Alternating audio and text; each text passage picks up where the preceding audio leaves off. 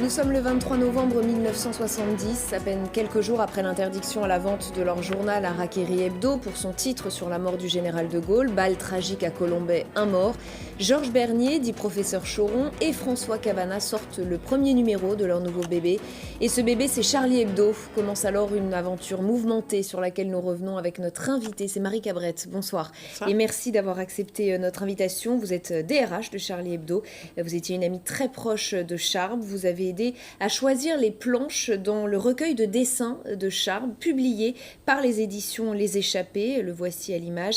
On va peut-être d'abord revenir sur l'histoire de Harakiri, un magazine créé en 1960. Et l'idée de base, c'est de traiter de l'actualité avec cynisme, on peut dire ça ? Avec humour et avec ironie, avec coup de poing dans la gueule, drôle. C'est la formule de Cavana. Cavana Choron qui s'était rencontré dans un autre journal qui s'appelait Zéro, fondé par Jean Novy. Jean Novy, ce journal se vendait par colportage, uniquement du colportage, un mensuel, donc pas vraiment mensuel en fait, quand il y a de l'argent dans la caisse, on ressort le numéro.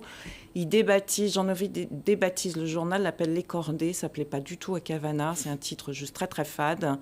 Et puis Jean Novy décède en fait quelques semaines après avoir rebaptisé son titre. Sa femme reprend, Cavana et Choron s'en vont en disant, ou Cavana d'ailleurs dit, à ce moment-là, il dit je m'ouvre le ventre et je vous emmerde. Et ils font ce journal, voilà. Et ensemble. Ça va devenir effectivement Charlie Hebdo. L'une des marques de fabrique à ce moment-là, ce sont les illustrations et en particulier les caricatures politiques. Et ça plaît tout de suite ? Ça fonctionne très très bien. Cavana est inspiré d'un magazine américain, d'un comics américain qui s'appelle Mad Magazine. Qui est en fait un comics qui fait la parodie de cette espèce de culture pop américaine très en vogue dans les années 60. Ça l'inspire beaucoup. Ce qui l'inspire aussi, c'est l'assiette au beurre. Et donc, c'est du dessin pleine page, c'est du dessin coup de poing, c'est du dessin écriture. Donc oui, ça plaît énormément. Et à ce moment-là, de qui se compose cette rédaction ? Est-ce que c'est une vraie rédaction ? Est-ce que ce sont seulement 2 personnes ? Et quel est le profil ? Ils ont triché. Ils ont fait croire qu'ils étaient très nombreux parce qu'en fait, pour remplir les pages et pour pouvoir aborder plein de thèmes, parce que qu'est-ce qu'ils voulaient faire ? Ils voulaient leur coup de poing, leur coup de gueule contre l'armée, contre les religions, contre la souffrance humaine et animale. On connaît l'engagement de Cavana sur la corrida, contre la corrida jusqu'au bout. Et donc, pour pouvoir remplir les pages et aborder tous ces sujets, en fait, ils écrivaient tous plein de papiers, mais ils signaient avec des noms différents. Et Cavana, non seulement il écrivait, mais il dessinait aussi. Et quand il dessinait, il s'appelait Sépia. Et vous parliez des thèmes. Tout de suite, les religions sont dans leur collimateur ? Tout de suite.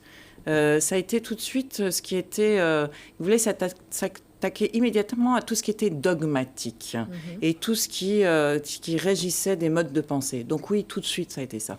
Alors la parution va cesser assez longtemps, entre 1982 et 1992. Elle va redémarrer avec quelques membres de l'ancienne équipe, mais aussi des nouveaux talents et un peu une nouvelle formule de l'investigation, des reportages à l'étranger. Absolument. Donc ça finit les années Mitterrand, ça se termine. Ça renaît en 92. Cette équipe s'est rencontrée en réalité à la Grosse Bertha un an auparavant. Et c'est qui cette équipe ? C'est Cavana, c'est Cabu, c'est Wolinski, c'est Delphine de Thon, c'est tous les anciens, en fait, quasiment de Charlie Hebdo, avec des jeunes arrivés. Alors, ils s'appellent Charb, ils s'appellent Ries, ils s'appellent Luz. Ils ont une vingtaine d'années. Et c'est la rencontre de ces deux générations qui fait le journal Charlie Hebdo, dirigé par Philippe Val. Et Cabu disait, le dessin est une écriture.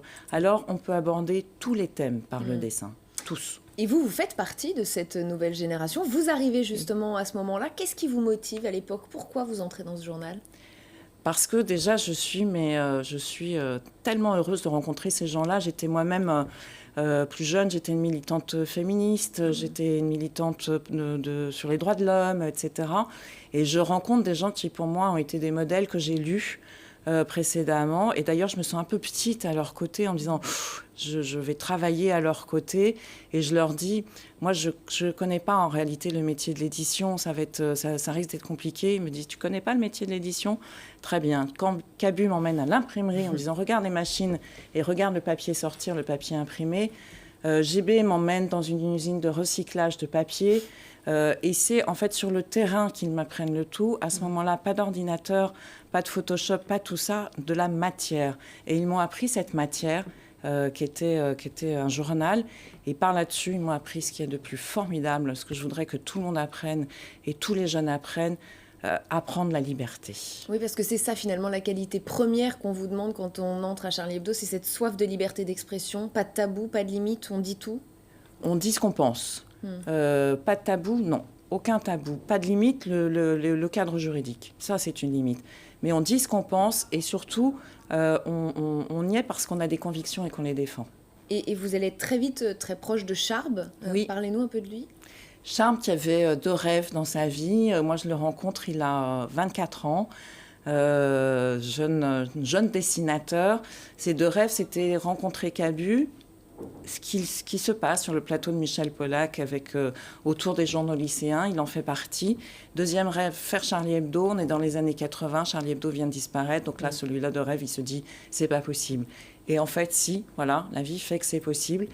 Et à ce moment-là, Charb, de la même manière que Rhys ou de la même manière que Luz, leur vie est devenue Charlie, Charlie est devenu leur vie. Et en 2006, Charlie Hebdo va reprendre les caricatures de Mahomet d'un dessinateur danois, va provoquer de très violentes réactions dans le monde musulman. Comment réagit la rédaction à ce moment-là? Est-ce que c'est déjà un tournant? Ça commence à être un tournant, mais c'est un tournant... Il y a 2 réactions. Il y a les réactions dans le monde qui ont commencé après, en fait, la publication dans le Jyllands-Posten. Et puis, il y a une réaction ici en France qui est complètement incompréhensible. La couardise des médias qui ne veulent pas publier ces caricatures, alors qu'en France, le délit de blasphème n'existe pas. Le seul journal qui le fait, c'est France Soir. Et le directeur de France Soir se fait immédiatement congédier, Jacques Lefranc, par l'actionnaire franco-égyptien. Et ça met en colère la rédaction. Ça met en colère la rédaction en disant mais nous avons la laïcité en France et à ce titre-là, le délit de blasphème n'existe pas. Et voilà, il y a ces réactions à ces 2 niveaux, si vous voulez. Qui se passe. Et le 7 janvier 2015, les frères Kouachi assassinent donc 12 personnes, en blessent 11 autres. Parmi ces victimes, les dessinateurs Charb, Cabu, Honoré, Tinius, Wolinski. Vous étiez un petit peu éloigné de la rédaction à ce moment-là, mais à partir de ce jour, vous décidez d'y retourner. C'est une évidence. C'est une évidence parce que ce jour-là, je comprends ce qui se passe. Je savais que Charb était sur le wanted mort ou vif de Al-Qaïda Yémen via le journal Inspire. Donc je comprends immédiatement ce qui se passe. Et le 7 janvier, malgré la sidération, je comprends que notre histoire, une petite histoire de potes de 23 ans, d'aventure, et ce qui a toujours été l'histoire de Charlie Hebdo finalement, des gens qui font un journal ensemble, qui rigolent ensemble et qui s'engueulent aussi ensemble, devient la grande histoire de façon aussi barbare et tragique. Alors oui, c'est une évidence, je reviens à Charlie Hebdo, parce que je sais qu'à ce moment-là, il va falloir une énergie absolument extraordinaire pour se reconstruire et reconstruire le journal. Marie Cabrette, si je vous demande de terminer cette phrase, le 23 novembre 1970, c'est le jour où? Que me répondez-vous? C'est le jour où tous les pouvoirs, qu'ils soient institutionnels ou pas, qu'ils soient terrestres ou divins, ont rencontré une opposition joyeuse, créative, formidable. Et n'en déplaise aux extrémistes de tous bords d'aujourd'hui, aux pisserois et aux cons, ça continue. Et j'espère que ça va continuer pendant des dizaines et des dizaines d'années. Merci beaucoup Marie Cabrette d'avoir été notre invitée dans Le Jour où. L'information continue sur LCI.